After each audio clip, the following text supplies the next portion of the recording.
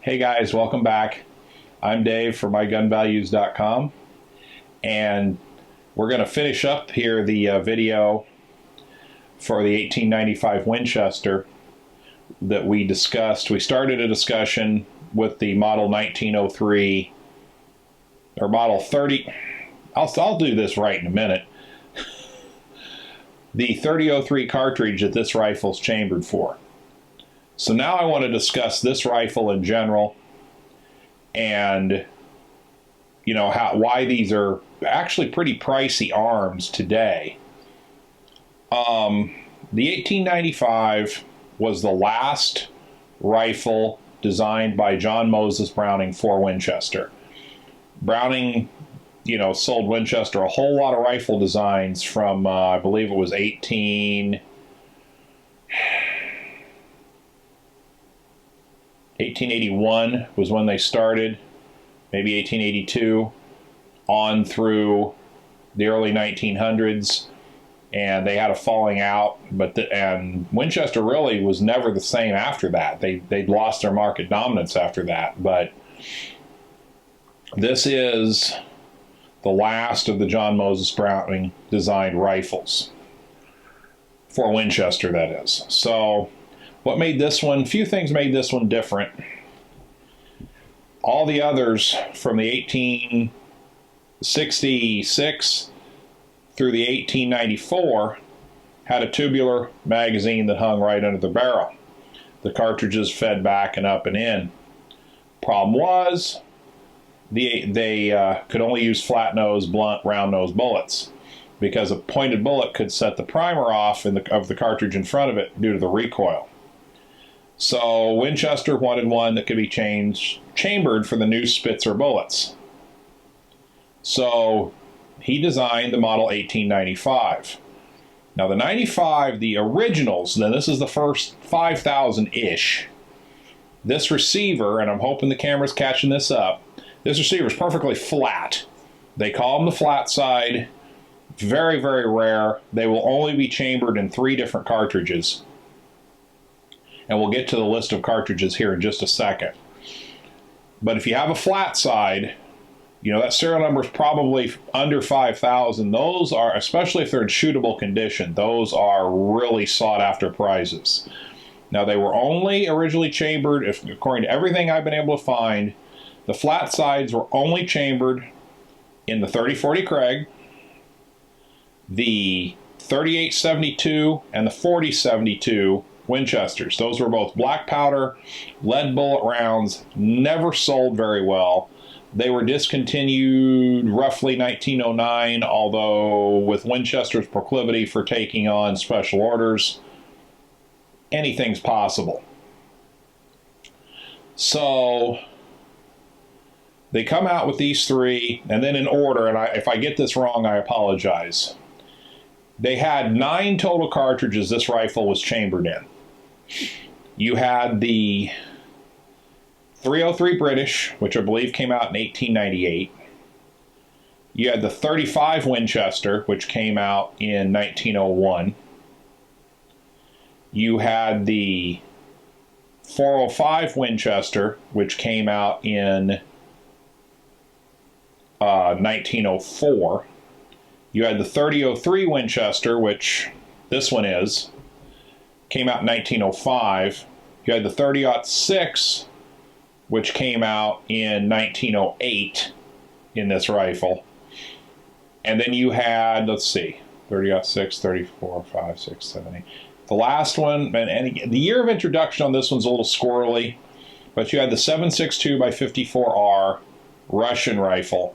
And I don't believe that one actually was introduced until 1914, 1915, because the vast bulk of the production of this rifle was done in 7.62 by 54R and shipped to Russia for use during World War I. There's roughly 400, depends on the reference you look at. There's somewhere between 425 and 426,000 was the original production of this rifle. Of that 425,000, 294,000 were sent to Russia. So that only leaves us 131,000 for all those other chamberings and models. 10,000 were purchased by the U.S. Army for use in the Spanish-American War, but the war ended before they were delivered, so they never saw any action. And all those 294,000 for Russia and the 10,000 for the U.S., and there's a few little ones out there, were all musket configuration, meaning the stock went all the way down here to the end of the barrel. They were all musket configuration. So over 300,000 were produced in the musket configuration. A couple things led to the slow sales. This is a heavy rifle. It was an expensive rifle for the time. It's very, very heavy. It required a lot of machining. And, this is back in the days when, you didn't have electricity readily available in a lot of places. So basically, if you want to say it, you had 120,000 that were made in all the other chamberings and all the other configurations. There are some 7.62 by 54Rs out there that were rejected by Russia, and Winchester sold them on the U.S. market.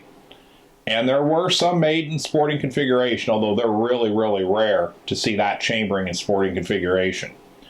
They came in, for the civilian market, they came in carbine, which was 22-inch barrels, 22-inch barrels. And for rifles, they came in 24 to 28-inch barrels. They also had a takedown version, which happens to be what this is. So what we're going to do now is show you, okay, to take this rifle down, you open the action, and I should have shown this at the beginning. I apologize. It is open. It is empty.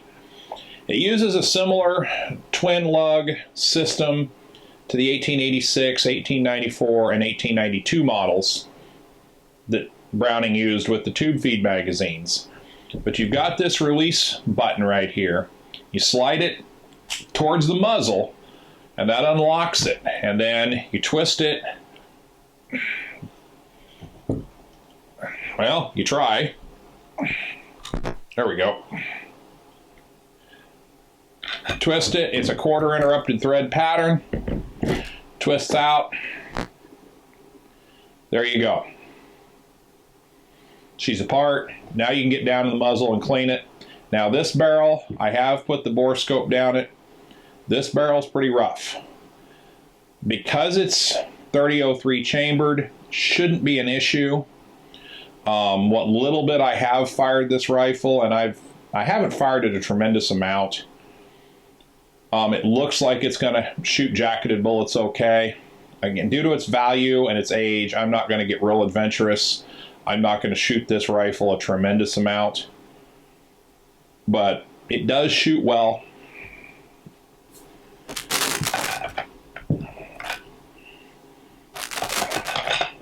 Lock her back in here and put her back together.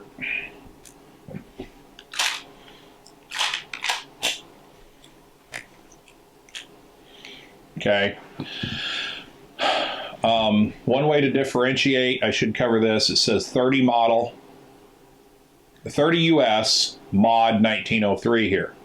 The 3040 Craigs will simply say 30 US, and the 30-06s will say 30 US model 1906 or mod 1906. In order, as near as I've been able to ascertain, the 7.62 by 54R is obviously the most common chambering, although it's not often seen in the United States, but it is the most common by production standards. The 3040 Craig is the most commonly seen in the United States.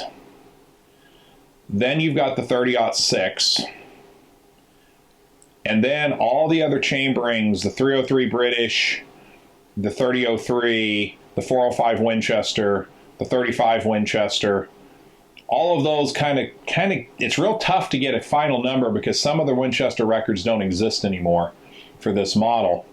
All those tend to be right there clumped together as far as production numbers go. Without a doubt, the 3872 and the 4072 are the rare models.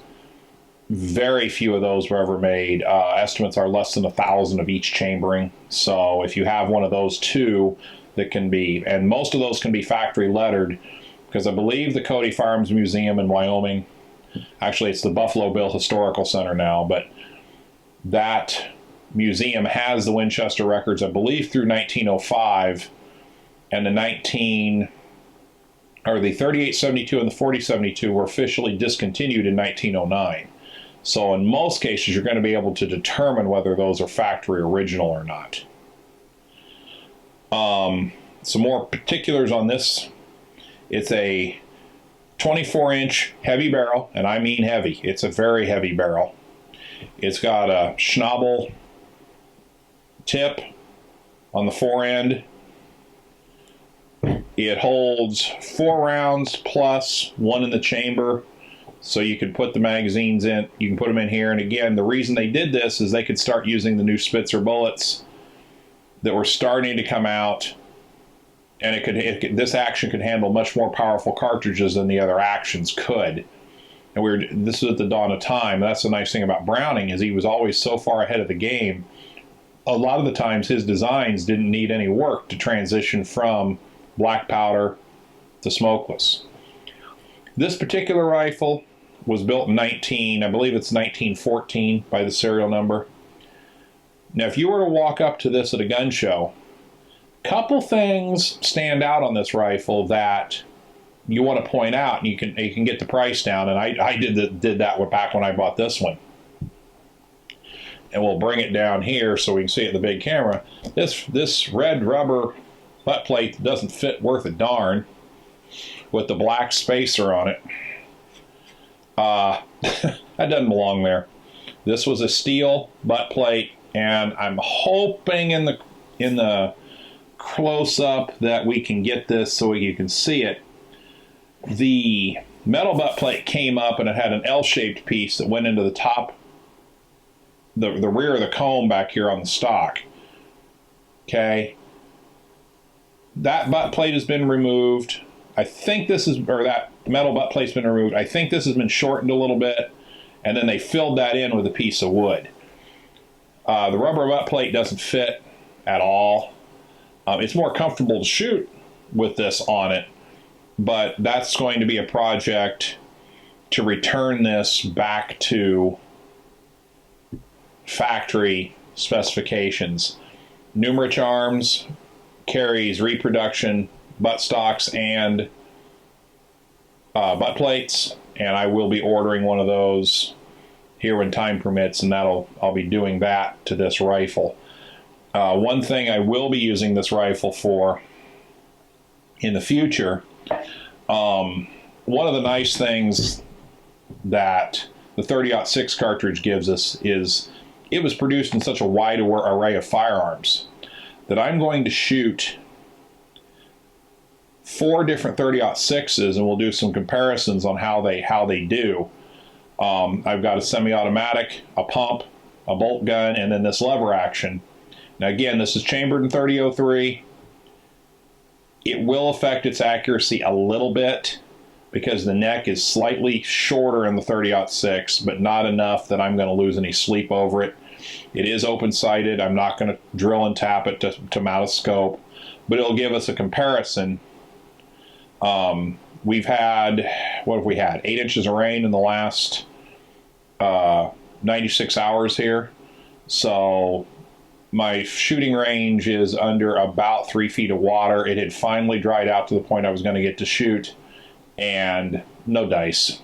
So, and in May, just to tease you, we will be making a trip over to the Wyoming property, and I'll shoot some videos there of the property where the new shooting range is going to be. And again, that's a couple years down the line as I work towards moving everything over there, but we're working on it. So just a tease on that one. So anyway, I do want to replace this stock and put the original butt plate back on this. I'll probably shoot it with a limb saver recoil pad on it. Model number is right here, Winchester 1895. There are new reproductions out made by Moroku in Japan. Those can, just at a glance, they just have a tang safety right here. Originals don't have the tang safety. One other thing, if anybody out there is aware of somebody that does sleeving of bores, this barrel has got a fairly decent amount of pitting in it. Not unusual with the corrosive primer of the era. I would, because it's really not a collector's arm, because it's been shortened and everything, I would probably be open to the idea of having this barrel bored and sleeved to 30-06, rechambered and relined to 30-06. I have not found anyone who at least wants to return phone calls or answer emails who does that conversion. Turnbull in New York wants to send the whole rifle back, and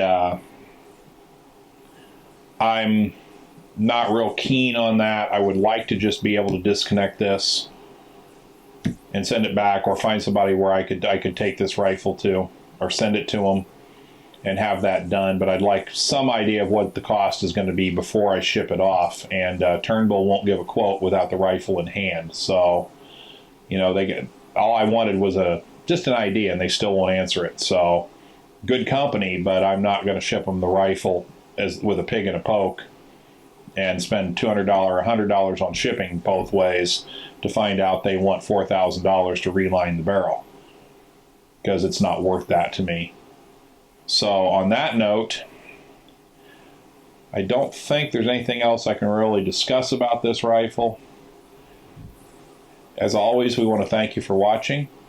If you have something you'd like to see, a subject you'd like to discuss, shoot us a comment here on YouTube, or you can send us a comment through the Contact Us on the mygunvalues.com webpage. Thank you for watching.